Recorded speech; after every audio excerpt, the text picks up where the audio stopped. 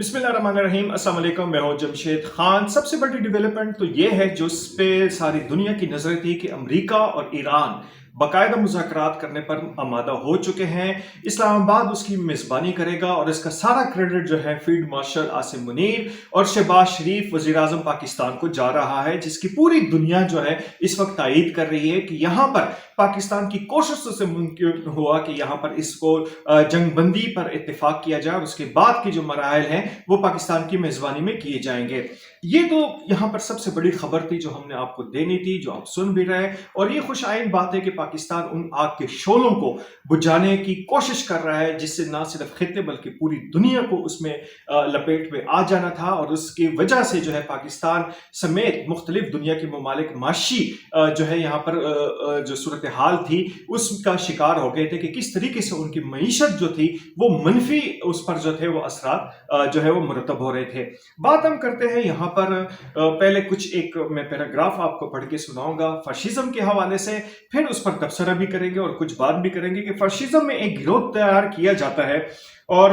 उन्हें यह बताया जाता है कि हम खुदा के पसंदीदा लोग हैं, हमें बड़े मकसद के लिए चुन लिया गया है, हमारा रहबर जो है आम इंसानों से अलग है, कोई गलती नहीं कर सकता, दुनिया की क़यादत हमारी जिम्मेदारी है और हम अपने अजीम मकसद की बराबरी के लिए कानून शिकनी और जोर जबरदस्ती भी जो है वो जायज़ है। ये कहा जाता है फाशिज्म के मानने वालों का कि फाशिज्म क्या है। तो यहाँ पर आपको कुछ ना कुछ जो है मुमासलत जो है वो नजर आ रही है कि पाकिस्तान तहरीक इंसाफ जो है वो किस तरीके से फाशिज्म को फिरोग दे रही है इस मुल्क में कि जब भी कोई खुशी का मौका होता है, जब भी क्रेडिट देने का मौका होता है तो वो हसद से जो है वो जल बुन जाते हैं और जलन की वजह से उनको समझ नहीं आता कि किसकी तरफदारी करनी है। आपने देखा कि ये इतनी अहम खबर थी कि यहाँ पर जो मुल्की मईशत के हवाले से जो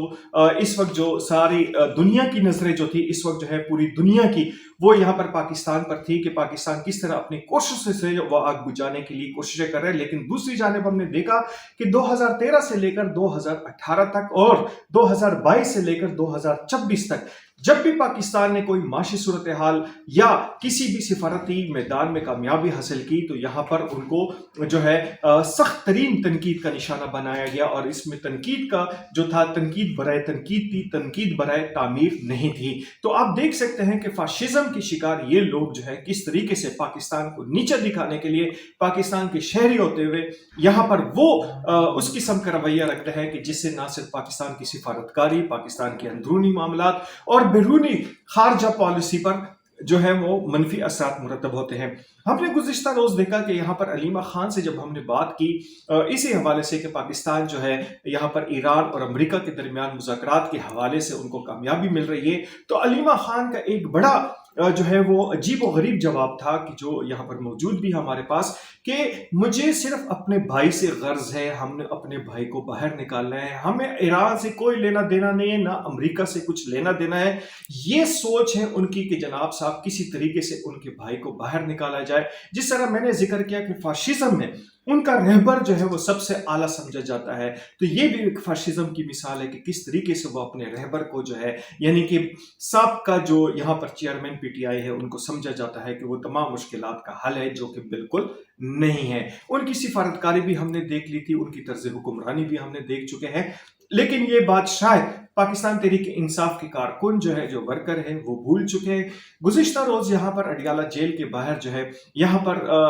उनके पुलिस के खिलाफ जो है और मीडिया के खिलाफ यहाँ पर ना सिर्फ पथराव किया गया बल्कि यहाँ पर नुकसान पहुंचाने की कोशिश की गई। यहाँ पर जो बंदे अरेस्ट किए गए थे अमन में खलल डालने के उस पर यहाँ पर उसको मीना खान, शाहिद अफरीदी,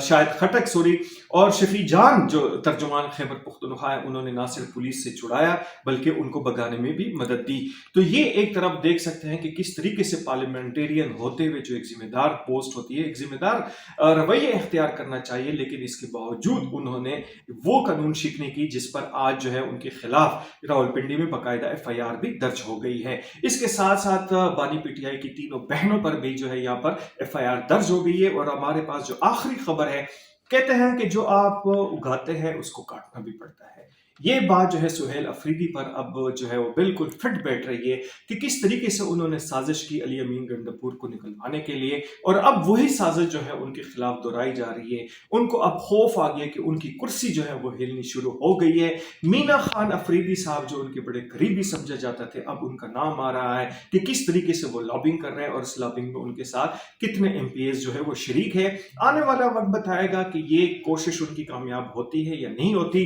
لیکن ہم جو خبر دے رہے ہیں وہ یہ ہے کہ مینا خان افریدی جو ہے اس وقت علیمہ خان اور بانی پی ٹی آئی کی بہنوں کے بہت قریب ہے، ان کی سنتے بھی ہیں اور ان کی مانتے بھی ہیں۔ تو دیکھنا یہ ہے کہ سہیل افریدی کے خلاف ان کی سازش کب کامیاب ہوتی ہے۔ فاشزم کے حوالے سے ہم پھر بات کریں گے کہ یہ وہ گروہ ہوتا ہے جو اپنے آپ کو جو ہے بہت اعلیٰ و عرفہ سمجھتا ہے، لیکن جو پاکستان کی موجودہ صورتحال ہے کہ جس طریقے سے یہاں پر فیلڈ مارشل صاحب نے اور یہاں پر وزیر اعظم پاکستان نے اپنے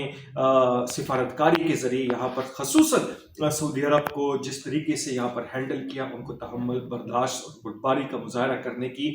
جو ہے یہاں پر ان سے مشورہ دیا، جس کو یہاں پر سعودی عرب نے نہ صرف تسلیم کیا، جس کے بعد آگ کے جو شعلے تھے وہ مدم ہونے شروع ہو گئے۔ ظاہر ہے کہ یہاں پر ان کے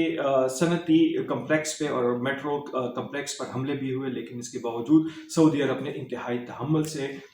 جو ہے وہ مظاہرہ کیا۔ لیکن یہاں پر اس بات پر بھی ہمارے کچھ عناصر جو ہے وہ بالکل خوش نہیں ہیں، جس میں یوٹیوبرز بھی ہیں، جس میں میڈیا مینیجرز بھی ہیں، اور اس میں وہ پیڈ پاکستان تحریک انصاف کے انفلوئنسرز ہیں جو نہیں چاہتے کہ پاکستان سفارتی طور پر یہاں پر کسی بھی محاذ پر ان کو ترقی مل سکے۔ تو یہ فاشزم کی ایک بدترین مثال ہے کہ جس کا مظاہرہ اس وقت ملک میں کیا جا رہا ہے۔ سوال یہ ہے کہ آخرکار ان کے خلاف کارروائی کب ہوگی؟ ہم بھی دیکھتے ہیں کہ یہ کب تک یہ فاشزم کا مظاہرہ جاری رکھتے ہیں۔ اجازت دیجیے، اللہ حافظ۔